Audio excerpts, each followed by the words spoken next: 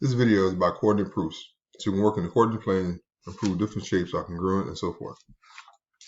To begin, you should remember all the properties of parallelograms, rhombuses, rectangles, squares, and isosceles triangles, equilateral triangles, scalene right triangles, and trapezoids.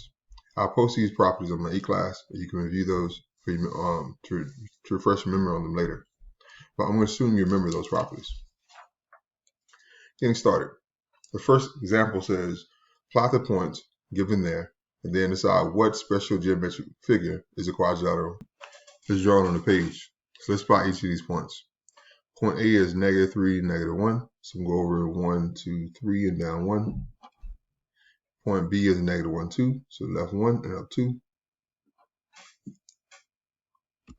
So that's point A, point B. This is point C, and this is point D. After all are plotted. So what you could do is connect the points to kind of see what the shape is. And this clearly looks like a parallelogram. The way I can support my answer mathematically is I can find out if all the slopes are the same. It's pretty obvious this slope is 0. And this slope is 0. So those lines have to be parallel because both the slopes are 0. Here, this line has a rise and a run. It rows 1, 2, 3, and it runs 1, 2. So its slope is 3/2. This line also has a rise over run. Look like it rises 1, 2, like it runs 1, 2. It also has a slope of 3/2. So I can say that these two lines are parallel and these two lines are also parallel. So since all the sides are parallel, this shape is definitely a parallelogram. And the reason why is because all the sides are parallel. I could try to prove it is a different one of the special parallelograms like rhombus. It's clearly not a square or a rectangle because these angles don't make right angles. So the only thing to the left would be a rhombus. That's on the parallelogram left. And if it was a rhombus, this side would be the same length as this side. And this side is going to be the square root of 3 squared plus 2 squared. You use Pythagorean there. And this side is clearly 1, 2, 3, 4, 5. So that side is 5. Square root of 3 squared plus 2 squared, I don't think it's 5. Square root of 9 plus 4, it's 13. Square root of 13 is not 5. So I know it's not a rhombus because all the sides are not congruent to each other. So the only thing I can say for certain that is a parallelogram.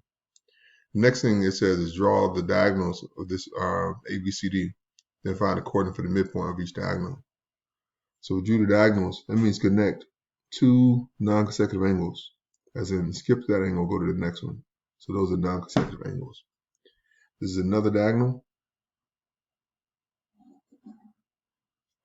And the midpoint looks like it's right there. Because my line might not be as straight as it should be. It might be best to figure out the coordinate of one of these midpoints. And that's going to be the same coordinate for the other line's midpoint because it's the same place. So you might want to use the midpoint formula. Here's the midpoint formula. Midpoint formula says add the x's and then divide by 2. Then add the y's and divide by 2, or 2 points on a segment. This is the diagonal AC, and I need 2 points, A and C. So A's coordinate was -3, -1. C's coordinate was 4, 2. So the midpoint says add up those x's, then add up those y's, divide each by 2. So it's going to be -3 plus 4, and then divided by 2, and then -1 plus 2. So -3 plus 4 is 1/2. So that is going to be at, put it over here, I got more space, 1/2. And then -1 plus 2 is 2. -1 plus 2 is 1, so it's 1/2 as well. So it looks like it's 1/2, 1/2. And it looks about right. That point looks to be about halfway over and halfway up. So the midpoint is 1/2, 1/2. Part 3 says, find the slope of the diagonals of A, B, C, D. And what do you notice? So let's look at each of these slopes. If I want to find this slope, I need to go over for his rise and run here. And it looked like it runs over that far. Let's use that point. It runs over this far and rises up this far. So it's going to be 1, 2, 3, 4, 5, 6, 7. Run 7, and then it rises up 3. 1, 2, 3. So that line has a slope. Let's see, diagonal, AC. Slope is 3/7. So diagonal AC has a slope of 3/7. Check out the diagonal for BD.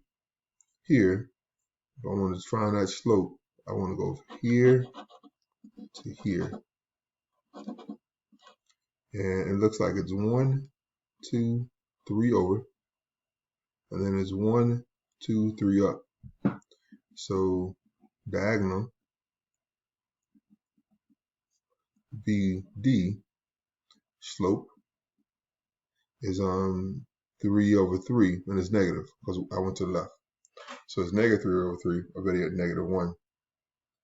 And what I notice is they're not the same, and they have opposite signs. One's a positive slope and one's a different slope. So I might notice that they have opposite signs. So I might write they're not the same and they have opposite signs. The only thing we could be looking for there is if these lines have if they have opposite reciprocal slopes, I know they would be making right angles to each other. Like one's positive, one's negative, and then one is reciprocal of the other. I know these lines will be making right angles. So it's rhombus. It would be a rhombus for that reason. I guess just write that down. You want to add this someplace where you're writing this first example down. If the diagonals have opposite reciprocal slopes, then the quadrilateral is a rhombus. Or a square, which is a special rhombus. A square is a rhombus, is a very unique rhombus. It's a rhombus with 4 right angles. So it's a rhombus for sure, or it might be even more special. It might actually be a square. We can find that too. Again, that's if the diagonals have opposite reciprocal slopes. The other thing we could be looking for is if this slope was the same as this slope, or better yet, they can't be the same because they have opposite directions. So you have opposite signs. So you have the same ratio with opposite signs. For example, if this was 3/7, but negative 3/7. So if one was positive 3/7, one is negative 3/7. If that was true, then those lengths would be the same. So if these lengths were the same, then that's a rectangle. And I can prove it. If I use Pythagorean theorem, if I had negative 3/7 or positive 3/7, and Pythagorean theorem is still going to give me the same output. So that tells me these two lengths are congruent. So that's a note too. That's important to know as well. So let's add that to it. And that note would say, if the diagonals have slopes that are the same, they have equal ratios after taking the absolute value, as in 3/7 or absolute value of negative 3/7 or the absolute value of positive 3/7. You take absolute value of it and make it positive. So if they have the same absolute value, that means that the quadrilateral is a rectangle. So and we'll add this or a square because a square is a subset of rectangles. A square has that same property. So if those diagonals have slopes that are the same after taking the absolute values, then it could be a square as well. And you would know because the square has all the sides being congruent and rectangle doesn't. So that's that. All right, and the last part says the diagonals ABCD create 4 small triangles. Are any of these triangles congruent? So I got a lot of writing there, so I'm trying to use something to help me make it all stand out. The original shape at ABCD. So this is the original shape. So that's it. One shape has triangles out here. This set of triangles. And then other set of triangles are these. The one here above. That looks like my last color, so I'm going to change the color. So the one here above. And the one here below. So I can clearly see these two are not the same size because this triangle is to scale because it's according to plane, so everything is a scale. So I can clearly see these two triangles are not congruent, but these two probably are, and I can prove they're congruent. It says, are there any congruent triangles? Why or why not? Well, I know these two angles are congruent because they're vertical. I know these lines are parallel. I know I can, and these lines are parallel. I know I can prove that this angle and that angle are congruent. This is a bisector, so it makes these two parts congruent. So I know that angle side angle congruent to an angle side angle here makes two triangles congruent by angle side angle. And I can prove the same thing there using a pair of angles and another pair of angles formed by the parallel lines that are congruent, and prove these two triangles are congruent by angle side angle. So yes, I have two congruent triangles, and that's because of angle side angle. So yes, we have two sets of congruent triangles because angle side angle, or for that matter, you could have said side angle side because we already proved it's parallelogram, so I could have said these two sides are congruent and so forth. So I might use side angle side, or you might use side because all of those parallelograms, I know these sides are congruent, these have been bisected, so I could prove any of those given time to actually try to prove it. Anyway, that's it. That's what I'm going to actually do. I got several other ones you guys are going to do, so I'm going to assign these on my E class. That's all I have for now. So that's all I got. Good luck.